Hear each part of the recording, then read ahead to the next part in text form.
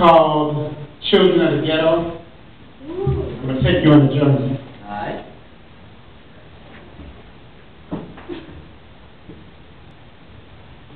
Children of the ghetto,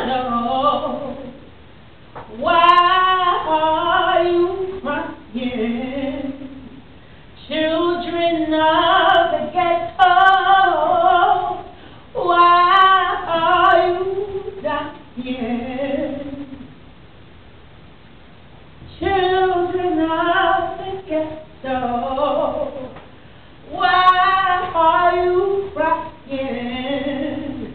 Children of the ghetto, why are you dying? I was shot long before I could ever commit to the healing. Cause hollow points don't have souls. Starstruck with dying to stay alive. And failures are fertilized with tears that are covered by blankets of gun smoke.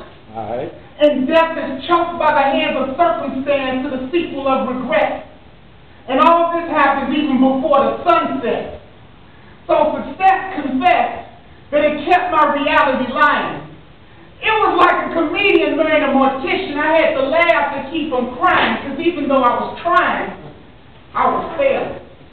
Homeschooled with adversity that taught me lessons with questions that went unanswered.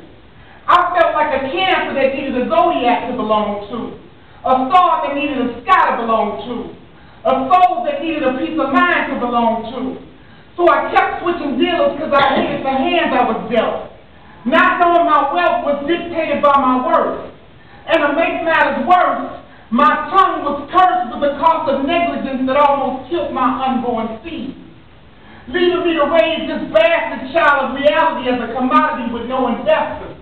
And this thing called life was paid to test us. And dreams were boxed up and put on shelves for rainy days that never come. And truth be told, these ghettos only exist in a state of mind that can easily change every code. Because freedom was sold with a vision with no glasses. So for my own protection, I went God's direction, expecting a harvest that can feed nations under one God and one statement. Cheat death by speaking life into one that's not promised.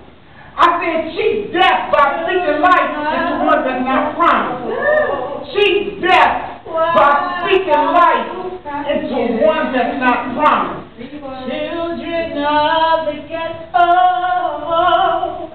why are you crying?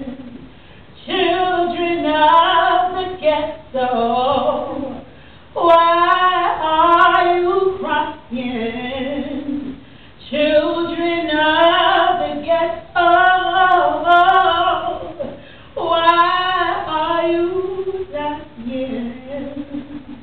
I told life that love made it easier to deal with. But I'm so sick of excuses cooked in promises just so we can digest it.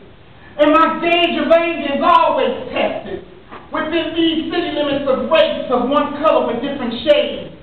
Hating to love how I was raised. Unfazed by drive-bys, because that's how I keep track of time. Death divided by crime. And it's only a matter of time when pissy hallways will only convict those who choose to ignore the stench. And I resent the fact that my lies are the only thing that made my reality make sense. And I'm convinced that love don't love me the way it used to. Because I ain't seen God in days. And even though I pray for better days, I'm tired of fighting. And tired of writing about one day we shall overcome. When my words become useless to a horse that has nothing to listen to. So faith made my third eye more visible. Resurrecting hopes of changing my ghettos to condos. Allowing my nose to smell salvation without getting a chance to taste it. Accusing my heart of being racist. Because let's face it, covering a wound with a band-aid don't mean that it's healing. Because resentment ain't user-friendly. Because freedom attempted to buy peace and steal on their way. So I looked at brighter days straight in the face without taking no for an answer. To cancel out these egos that chose to ease God out. Because even though I haven't seen God in days, I still know He's on His way. I said, even though I haven't seen God in days, I still know He's on His way. Even though I haven't seen God in days, I still know he's on his way. The ghetto, why are you dying? Children of the ghetto, why are you crying? Children of the ghetto, why are you dying?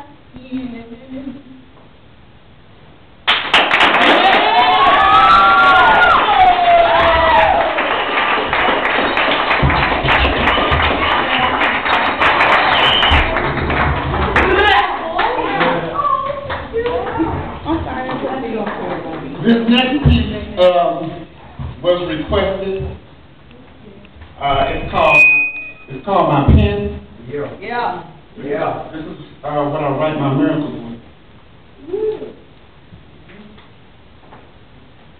My pen makes movies in HD on big screens originated from these manufactured sheets that gave birth to my thoughts and were breastfed by the ink. In sync with my arm's trajectory to maneuver my words to make you think. At conception, my pen was given full responsibility to completely use me, to build pyramids on lines with words that don't even have to rhyme, and the strokes on my pen are defined with one distinct purpose in mind, to become a surrogate to words that are dictated by my mistakes and glorified by my corrections, tattooed on walls of souls that are lost. And my pen is activated by subliminal forethoughts that manifest into words that cost nothing but mean everything. And my pen regurgitates wisdom that inflicts conflict on these lines. And my pen, it never runs out of ink, it only runs out of time. And my pen takes you on a ride of indifference with no seatbelts, no signs, like a metaphorical DUI traveling down the road to nonverbal uncompromised. And still I rise as my hand is raised to receive praise, because my hand made a plea voice with my pen to do things God's way. So I wrote speeches to promote change, and I wrote poems to mandate love, and I wrote sermons to save souls, and unofficially my pen crowned me to be a prophet of words, the undisputed PIMP that preaches in my poetry, which makes my pen's relevancy newsworthy, chasing tabloid wishes and paparazzi dreams, which is the reason why my pen bleeds and why my words will live long after me. And when there are no more words left, no more thoughts left, no more ink left, and my pen is laid to rest, closed casket, with the replica of my words on tablets like the Ten Commandments, breathing truth into your virgin lungs so you just can't stand it, leaving the legacy of my words stranded in unfinished books and letters that never reach their destination, confirming the extinction of my pen's creation, compelling me to yell at a nation of persecuted doubters, saying, millions will love me, millions will hate me, but billions will respect me, because the laws of my pen are based on those that can never erase me.